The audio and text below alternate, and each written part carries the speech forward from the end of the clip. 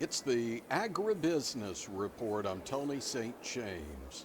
CattleCon 24 in Orlando, Florida. It's kind of sunny and kind of warm, and ran into a guy who knows all about sunny and warm weather, especially back home in Montana, Kirk Donsbach with StoneX.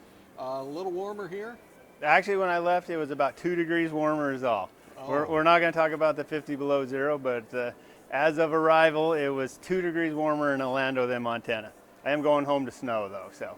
Well, there you go. Now, StoneX actually located in Chicago, and it surprisingly hasn't been miserable weather in Chicago yet, but I guess that could be coming as well, right? Usually about a week after we get into Montana, it's headed that way. Okay, so Kurt really involved in the cattle side of the business, and tell us a little about StoneX and what StoneX does. We're a futures broker merchant, help people hedge any product you want. I focus primarily on cattle, little grain, little corn. Okay, and when we talk about cattle, I mean, that's not just something you're familiar with, you're actually involved in it. I'm living it. Got a cow-calf operation, dead center of Montana almost. I don't calf till about April, so I got a little ways to go. Exciting news on that front. I just got a phone call today. Cattle broker there just forward contracted fall delivery calves, 6.5 weights for $295. Wow. Now, I saw something from Cattle Facts earlier with the possibility of 300 coming potentially down the road. So let's talk just some rough ideas here. I mean, we had Cattle on Feed report. Would you say in general that report bearish or bullish? I call the cattle on feed, to be specific, it would be neutral, fell in line with expectations. Everybody knows we got a little slug of cattle right in front of us here we got to work through. As we get through that, the number should start to decline, and we'll get more bullish, specifically with the cash prices to the packer as we go out in time. Okay. The importance of using markets, especially because as we move to higher prices, we obviously can see a lot more volatility in a market. What's the importance of having some plans in place? I would say it's critical, and I think we all got reminded just a few months ago when the feeder market and the calf market lost $50 in about 2 months. We're all feeling quite good. I think everybody's generally bullish in the cattle market, but just last October it reminded us how quick and how far it can change. Producers here at CattleCon 24, you've had an opportunity to visit with producers pretty much coast to coast and border to border. What are some of the things that you're hearing from them? I mean, obviously there's probably a general consensus, but are you hearing things kind of on the fringes, very optimistic, very pessimistic? What are you hearing? From the calf side, very, very optimistic. Obviously that matches up not only with the futures board and what the futures board is doing, but also cash prices for these lighter calves in the sale barns presently. Obviously, as you move into the feeder sector, it's a little more of a struggle. Definitely hearing some pretty heavy losses on stuff that's killing right now. So we definitely, as the industry, we need to see that improve. We need to see the feeder making some money. We need to see boxes continue to rally so that it can justify those heavy live prices.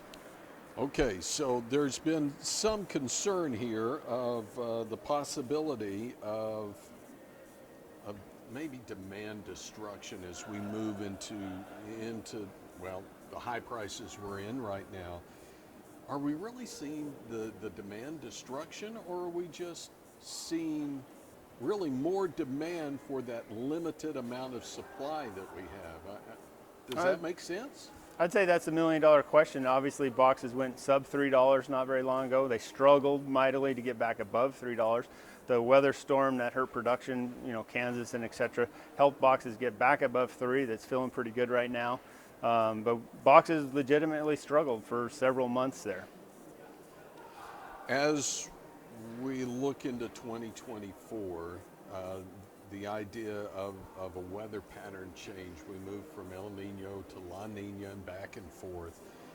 And obviously we've had some drought situations kind of moving around. They have been. You probably had it in your backyard as well along the way, but as we start looking 24, 25, could herd rebuilding start? Or what are you hearing? I think the answer to that is profitability. The cattle inventory report just came out Wednesday, I believe, and I was fairly comfortable we were not going to see any herd building because of profitability in the cow-calf sector. We had good profit, we had good income, low profits. A lot of it was due to the hay cost to get us through the heavy winter like up north in May. So these huge calf checks, and it all went back to the bank. This year is looking different. Hay crop is good. Costs are down, and we may be getting the really high prices. If we drive profitability in the cow-calf sector very high, I would expect herd rebuilding. Now, if something changes and we don't have profitable, we have high prices, and again, no profit, then I would not expect herd building to start. Okay. One of the other things that we've been watching in feedlots now for the last 3 or 4 years, I think it's commonly referred to as beef on dairy. As you just kind of look at where we are, is that anything that kind of pops up on your radar as well? Oh, it absolutely pops up, absolutely. It's a very real thing. The dairy is definitely getting their herd better genomically. They're raising heavier animals that are killing better, grading better. I'm not overly concerned about it. I may be in the minority as long as the price of milk is driving the herd size. I think we're talking about increasing the weight of the animal more than increasing animals per se. And so as long as the price of milk is driving the size of the herd, I'm not overly worried about that. As we kind of wrap up here and kind of put a bow, if you will, on CattleCon 24, as you start looking forward down the road, now, we've talked about some 24, 25 herd rebuilding and whatnot, but as you look forward, what are some things that you're starting to see on your radar? Just some things that Kurt is either excited about or concerned about. What are you going to be watching? Well, let's start very immediate future. We broke through 270 August feeders. 283 is an all-time high. What are you going to do if we scratch those all-time highs again? And that could happen within a week or less. So very near future, what are you going to do if we match all-time highs again? Okay. If we want to learn more about StoneX and what's happening with StoneX and Kurt, can we find it online? Absolutely. Google stonex.com, and there's a whole bunch online. And you could throw my name behind it, and you'll get me specifically. Okay. Kirk Donsbach is with StoneX. We're at the CattleCon 24 in Orlando, Florida. I'm Tony St. James. It's the Agribusiness Report.